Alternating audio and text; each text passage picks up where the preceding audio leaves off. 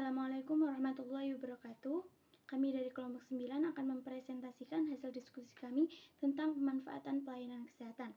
Sebelumnya, izinkan saya memperkenalkan anggota kelompok saya. Yang pertama ada Dewa Prastika Maranto dengan NIM akhir 003. Selanjutnya, saya sendiri Maulani Putri Maharani dengan NIM akhir 013. Dan yang terakhir, Poppy Rista Melani dengan NIM akhir 032. Pengertian pelayanan kesehatan. Menurut Profesor Dr. Sukijo Notoatmadja, pengertian pelayanan kesehatan adalah sebuah konsep yang digunakan dalam memberikan layanan kesehatan kepada masyarakat. Menurut Levy dan Lomba, pelayanan kesehatan adalah sebuah subsistem pelayanan kesehatan yang tujuan utamanya adalah pelayanan preventif dan promotif dengan sasaran masyarakat. Yang terakhir, menurut Departemen Kesehatan Republik Indonesia, pelayanan kesehatan adalah upaya yang diselenggarakan sendiri atau secara bersama-sama dalam suatu organisasi untuk memelihara dan meningkatkan kesehatan dan menyembuhkan penyakit serta memulihkan kesehatan perorangan, keluarga, kelompok, dan masyarakatnya. Materi selanjutnya adalah tipe-tipe pelayanan kesehatan. Yang pertama, tenaga kesehatan spesialis praktek. Yang kedua, penanganan pasien dalam rumah sakit. Selanjutnya, penanganan universal. Yang terakhir, perawatan kesehatan tidak universal. Assalamualaikum warahmatullahi wabarakatuh. Di sini saya akan mempresentasikan komunikasi pasien dan petugas pelayanan kesehatan. Komunikasi antara petugas kesehatan dan pasien atau pengantarnya dapat dinilai antara lain melalui petugas dalam berkomunikasi dan media informasi yang tersedia. Kemampuan petugas dalam berkomunikasi seperti sikap saat berbicara, menjelaskan tindakan yang akan dilakukan,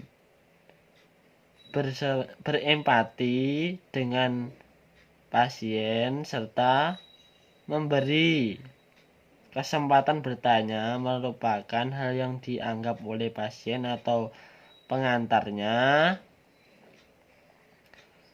Media informasi yang tersedia tentu saja juga akan sangat bermanfaat apabila tersedia dengan cukup dan informatif. Hal ini dapat membantu mengatasi ketidaktahuan dari pihak pasien, baik dalam hal kesehatan maupun hal umum yang meliputi rumah sakit, misalnya petunjuk arah.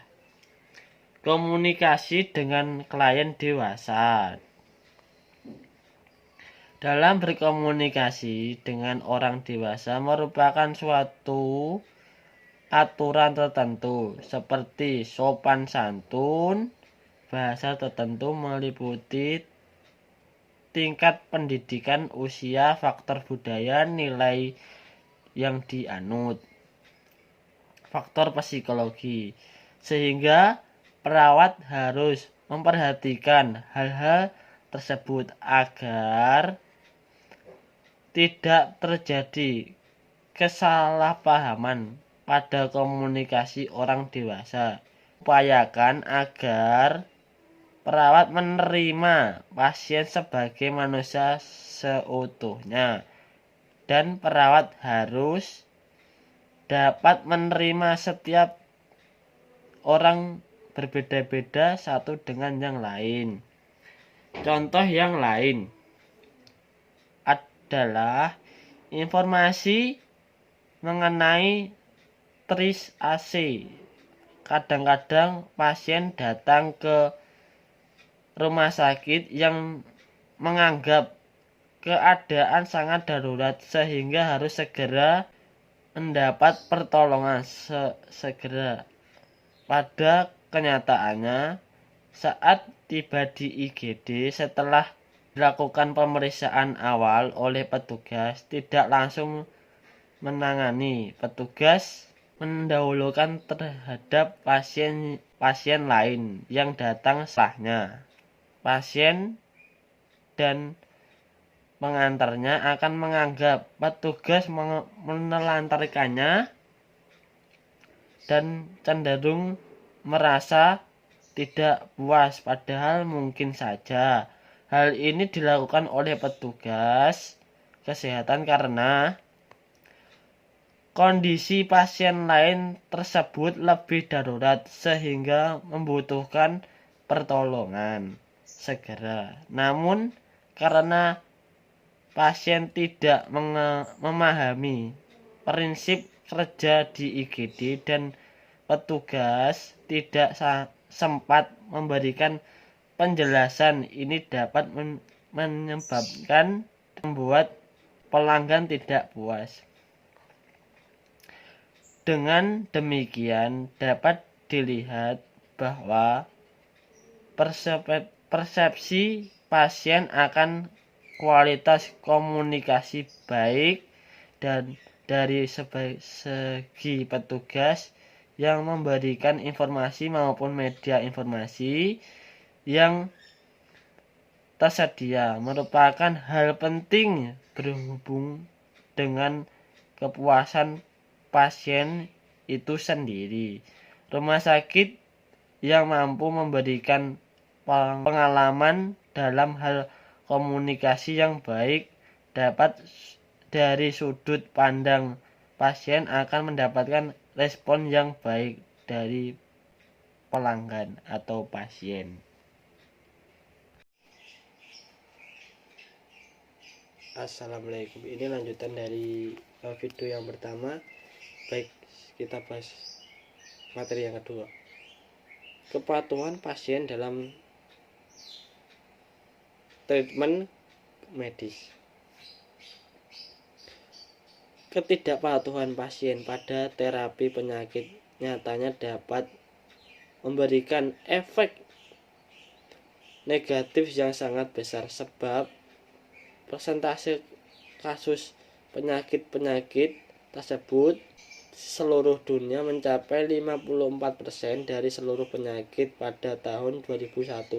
Angka ini bahkan diperkirakan akan meningkat menjadi lebih besar dari 65% pada tahun 2022. Di samping itu, ada beberapa hal penting yang mempengaruhi kepatuhan, di antaranya pasien, faktor terapi, faktor sistem kesehatan, faktor lingkungan, dan faktor sosial ekonomi. Maka tidak hanya pasien, benahan dalam sistem kesehatan dan petugas pelayanan kesehatan pun turut mempengaruhi. Selain itu, perlukan strategi khusus terhadap pasien dengan penyakit tertentu untuk meningkatkan kepatuhan dengan mempertimbangkan faktor yang mempengaruhinya. Selain faktor sistem kesehatan dan petugas pelayanan kesehatan, faktor lingkungan dan keluarga pasien juga berpengaruh dalam menumbuhkan kepatuhan pasien. Di atas semua faktor itu diperlukan komitmen yang kuat dan koordinasi yang erat dari seluruh pihak, yakni profesional kesehatan, penelitian, tenaga perencanaan, dan para pembuat keputusan. Secara umum, hal-hal yang perlu dipahami dalam meningkatkan kepatuhan adalah: 1. Pasien membutuhkan dukungan, bukan disalahkan. 2. Konsekuensi dari ketidakpatuhan terhadap terapi jangka panjang adalah tidak terciptanya tujuan terapi dan meningkatnya biaya pelayanan kesehatan. Meningkatkan kepatuhan pasien dapat meningkatkan keamanan pengguna obat. 4. kepatuhan merupakan faktor penentu yang cukup penting dalam mencapai efektivitas suatu sistem kesehatan. Faktor pasien, umur, kelamin, dan suku atau ras berhubungan dengan kepatuhan pasien. Beberapa tempat pengetahuan mengenai penyakit tuberkulosis dan keyakinan terhadap efek obatnya akan mempengaruhi keputusan pasien untuk menyelesaikan terapinya atau tidak. Dukungan dari petugas pelayanan kesehatan. Empati dari petugas pelayanan kesehatan memberikan keputusan yang signifikan pada pasien. Untuk itu, petugas harus memberikan waktu yang cukup untuk memberikan pelayanan kesehatan setiap pasien. Dan juga dukungan dari keluarga adalah kunci kelangsungan proses kesehatan bagi pasien, karena disemangati oleh orang-orang tercinta yang akan membuat hati dan pikiran menjadi senang dan mempunyai semangat untuk sembuh dari penyakit yang diderita pasien. Dan penyalahgunaan pelayanan kesehatan. 1. Penggunaan pelayanan kesehatan. Pemanfaatan pelayanan kesehatan adalah penggunaan fasilitas pelayanan yang disediakan baik dalam bentuk rawat jalan, rawat inap, kunjungan rumah oleh petugas kesehatan, ataupun bentuk kegiatan lain dari pemanfaatan pelayanan tersebut yang didasarkan pada ketersediaan dan kesinambungan pelayanan, penerimaan masyarakat, dan kewajaran, mudah dicapai oleh masyarakat, terjangkau, serta bermutu. Menurut Lavey dan Lomba, yang dimaksud dengan pelayanan kesehatan ialah setiap upaya yang diselenggarakan sendiri atau secara bersama-sama dalam suatu organisasi yang memelihara dan meningkatkan kesehatan, mencegah dan menyembuhkan penyakit, serta memulihkan kesehatan perseorangan, keluarga, kelompok, ataupun masyarakat. Syarat pokok yang harus dimiliki oleh pelayanan kesehatan sebagai berikut. Ketersediaan dan berkesinambungan, dapat diterima dan wajar, mudah dicapai, mudah dijangkau, dan bermutu. Macam-macam jenis pelayanan kesehatan pada fasilitas kesehatan tingkat pertama, yaitu pelayanan kesehatan rawat jalan dan pelayanan kesehatan rawat inap. Pelayanan kesehatan. Pengertian fraud atau kecurangan suatu tindakan dilakukan secara sengaja oleh petugas kesehatan, peserta, pemberi pelayanan kesehatan, penyedia obat atau alat kesehatan. Mendapatkan keuntungan finansial dari program jaminan kesehatan dalam sistem jaminan sosial nasional. Fraud dalam pelayanan kesehatan sebagai bentuk tindakan yang secara sengaja dilakukan dengan keuntungan yang tidak sesuai ketentuan. Secara umum, fraud terjadi karena sistem kesehatan yang berjalan menggunakan jaminan dalam bentuk klaim dalam program JKN atau Kartu Indonesia Sehat yang disebut dengan KIS.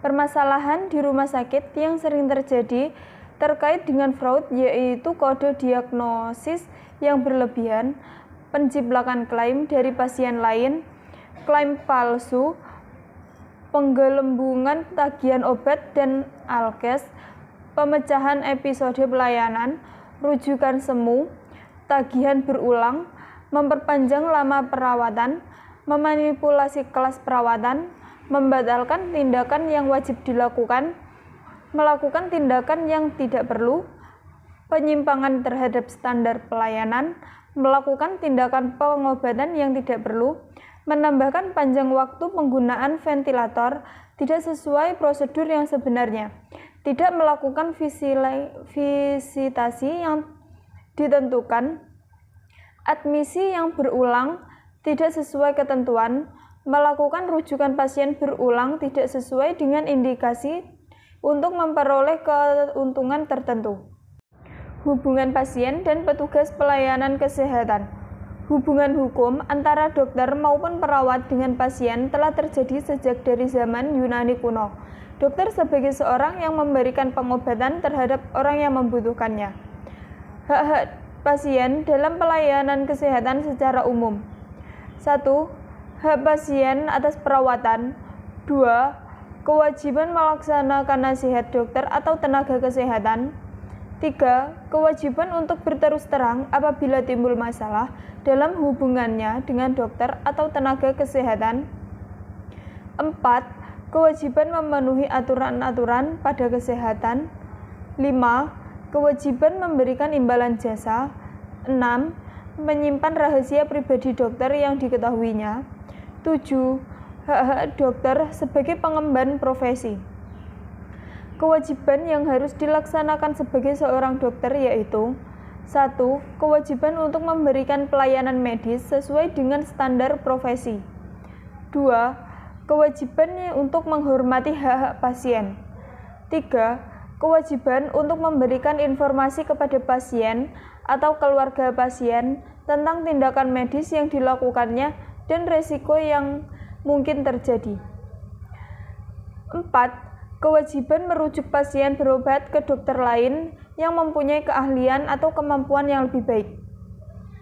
5. Kewajiban untuk memberikan pertolongan dalam keadaan darurat sebagai tugas peri kemanusiaan.